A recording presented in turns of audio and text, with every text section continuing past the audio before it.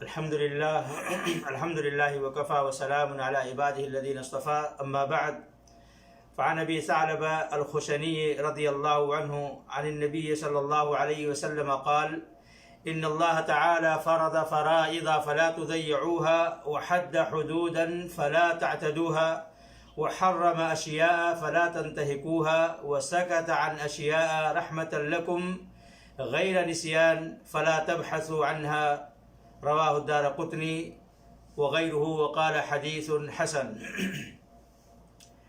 حمد و ثناء کے بعد آج ہمارے درس میں جو حدیث ہے بڑی عظیم اور بڑی قیمتی حدیث ہے۔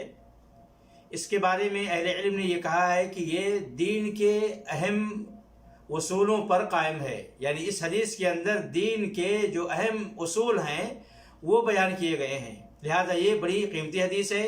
جناب محمد الرسول اللہ صلی اللہ علیہ وسلم کے جوامع الکلم میں سے ہے، اور اس حدیث کے راوی ابو ثعلبہ رضی اللہ تعالیٰ عنہ ہیں، جن کا نام جرثوم ابن ناشر رضی اللہ تعالیٰ عنہ ہیں۔ یہ وہ صحابی ہیں جو بیت الرضوان میں شامل تھے، اور اللہ کے نبی صلی اللہ علیہ وسلم نے انہیں ان کے قوم میں واپس بھیج دیا تھا۔ اس کے باوجود جب خیبر کی لڑائی میں غنیمت تقسیم ہوئی تو اللہ کے نبی صلی اللہ علیہ وسلم نے ان کو حصہ دیا تھا، اور ان کے بھائی جن کا نام عمر ابن جرہم ہے، عہد نبی صلی اللہ علیہ وسلم میں انہوں نے بھی اسلام قبول کیا تھا۔ اور ان کے بارے میں یہ مشہور ہے کہ انہوں نے اللہ رب العالمین سے یہ دعا کی تھی اور لوگوں سے کہا تھا کہ مجھے اللہ کی ذات سے امید ہے کہ مجھے جو موت کی سختیاں ہیں جو عام لوگوں پر آتی ہیں، میں اللہ سے امید کرتا ہوں کہ مجھے وہ موت نہیں آئے گی۔ لہذا ایک بار یہ جو تہجد کی نماز پڑھ رہے تھے اور ان کی بیٹی نے خواب دیکھا کہ میرے باپ کا انتقال ہو گیا ہے۔ اچانک اٹھتی ہیں، اپنی ماں سے پوچھتی ہیں کہ ابا کدھر ہیں؟ کہتے ہیں کہ اپنے نماز میں مشغول ہیں۔ جا کر دیکھتی ہیں تو سجدے کی حالت میں ان کی جان نکل چکی ہے۔ تو یہ اہل اللہ والے تھے کہ اللہ رب العالمین سے جو امیدیں لگاتے تھے، جو اللہ تعالی رب العالمین سے دعائیں کرتے تھے، ان کی دعائیں اللہ رب العالمین قبول کرتا تھا۔ تو یہ وہ صحابی ہیں جن سے یہ حدیث مروی ہے۔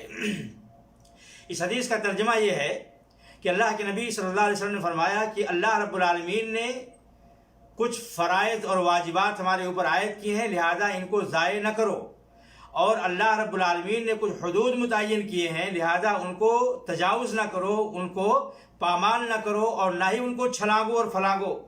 اور کچھ چیزوں کو اللہ رب العالمین نے حرام قرار دے دیا ہے، لہذا ان کی پامالی نہ کرو، اور کچھ چیزوں سے اللہ رب العالمین نے تمہارے اوپر رحمت کرتے ہوئے، بھولا نہیں اللہ رب العالمین، تمہارے اوپر رحم و کرم کرتے ہوئے اللہ رب العالمین نے خاموشی اختیار کی ہے، لہذا ایسی چیزوں کے پیچھے قرید نہ کرو، ان کے پیچھے نہ پڑو، ان کو ان کے اصلی حالت پر چھوڑ دو۔ اس حدیث سے میرے بھائیوں بہت ساری چیزیں ہمیں معلوم ہوتی ہیں۔ سب سے پہلی چیز اس حدیث سے ہمیں یہ معلوم ہوتی ہے کہ اس حدیث کے اندر دین کے جو عظیم مسائل ہیں اس کو جمع کر دیا گیا ہے۔ دین کے احکام 4 قسموں کے ہیں، اور چاروں قسم کے احکام اس حدیث کے اندر بیان کیے گئے ہیں۔ دین کا کوئی حکم ان 4 قسموں سے الگ نہیں ہے، لہذا معلوم ہوا کہ یہ حدیث دین کی عظیم بنیادوں میں سے ایک عظیم حدیث ہے جس پر دین کے احکام کی بنیاد ہے۔ سب سے پہلی چیز اللہ کے نبی نے فرمایا کہ اللہ رب العالمین نے چند چیزیں تمہارے اوپر فرض کی ہیں، لہذا ان کو تم ضائع نہ کرو۔ فرائض میں میرے بھائیوں روزہ ہے، نماز ہے، حج ہے، زکوٰۃ ہے، والدین کے ساتھ صلہ رحمی ہے، اسی طریقے سے اور دیگر نیکیاں ہیں جو اللہ رب العالمین نے ہمارے اوپر واجب قرار دیے، ان کو ضائع نہ کیا جائے۔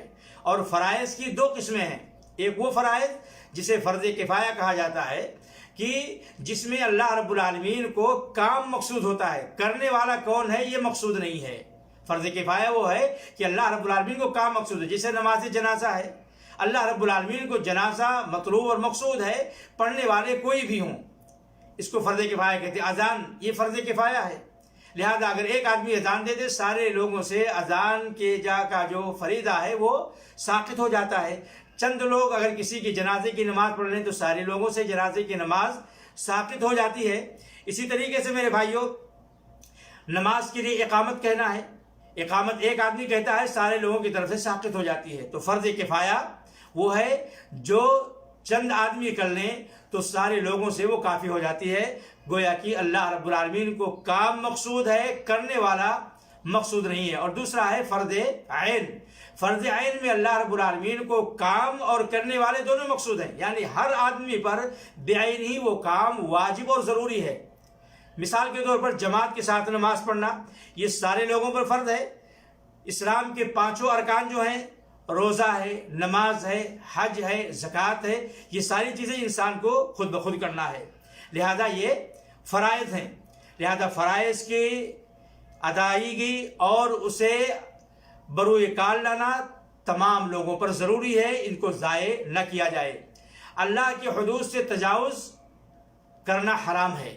اللہ رب العالمین نے کچھ حدیں متعین کی ہے، لہذا ان سے تجاوز نہ کیا جائے۔ اور حدود میں میرے بھائیوں اوامر اور نواہی، اللہ رب العالمین کے احکامات جن کو حکم دیا ہے اور جن چیزوں سے روکا ہے، دونوں اس میں شامل ہیں۔ اس لیے اللہ رب العالمین فرماتا ہے تلک حدود اللہ فلا تعتدوها، یہ اللہ کی حد ہے، ان کو تجاوز نہ کرو۔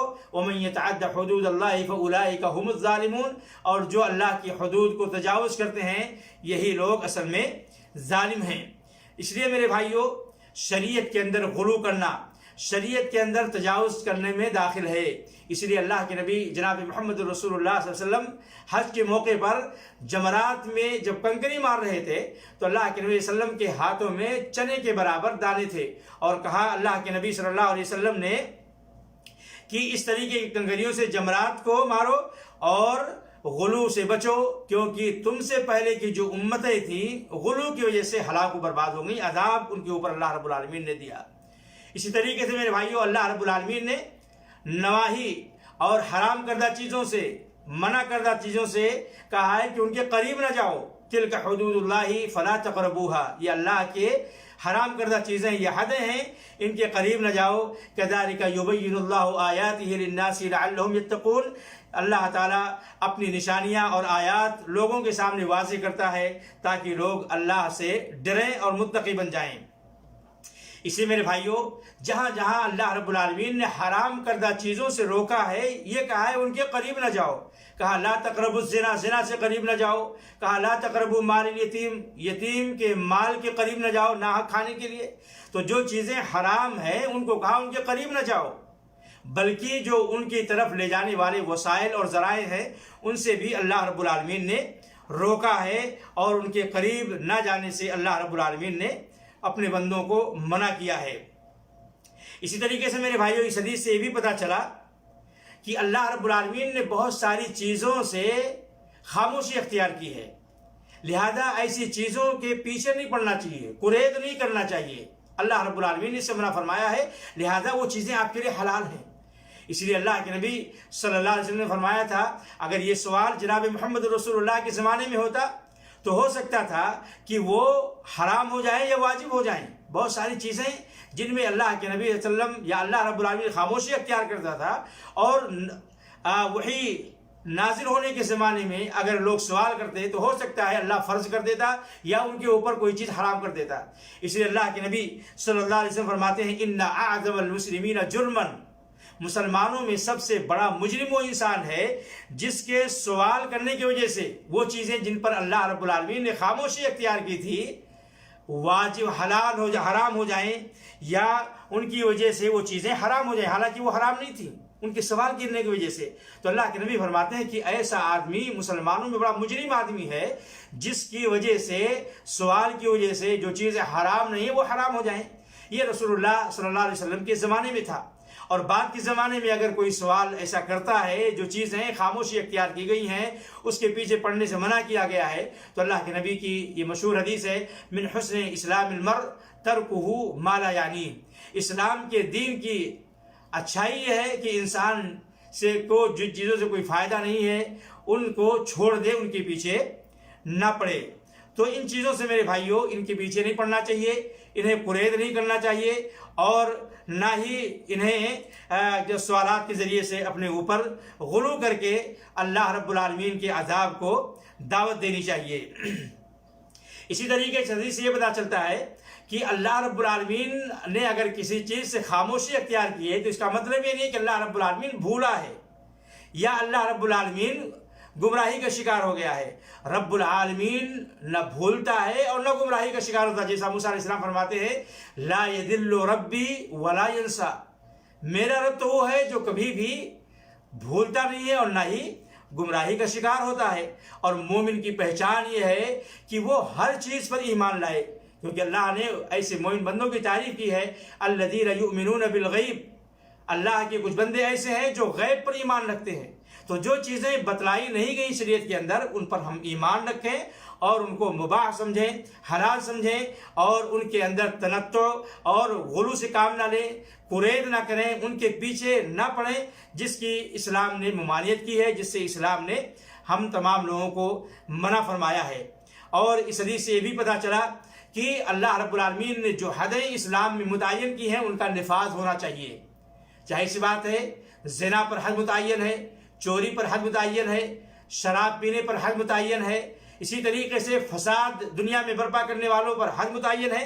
ان کو متعین جو حدیں ہیں ان کو نافذ کرنا چاہیے یقینی طور پر، کیونکہ یہ سماج کے لیے بہتری ہے، سماج کو تمام قسم کی برائیوں سے بچانے کا بہترین وسیلہ اور ذریعہ ہے۔ تو معلوم یہ ہوا میرے بھائیوں کہ دین کے جو احکام ہیں اس کے قواعد جو ہے اس حدیث کے اندر بیان کر دیے گئے ہیں کہ فرائض کی پابندی کی جائے، حرام چیزوں کے قریب نہ جائے جائے، اللہ نے جو حدیں متعین کی ہیں ان کا اہتمام کیا جائے، اور جن چیزوں سے اللہ رب العالمین نے سکوت اور خاموشی اختیار کی ہے ان پر ان کے پیچھے ہمیں نہیں پڑنا چاہیے، ان کا قرید نہیں کرنا چاہیے۔ اللہ سے دعا ہے کہ اللہ ہمیں ان قیمتی باتوں پر عمل کرنے کی توفیق دے۔ وآخر دعوانا الحمدللہ رب العالمین، وصلی اللہ علی نبینا محمد وعلی آلہ وصحبہ اجمعین۔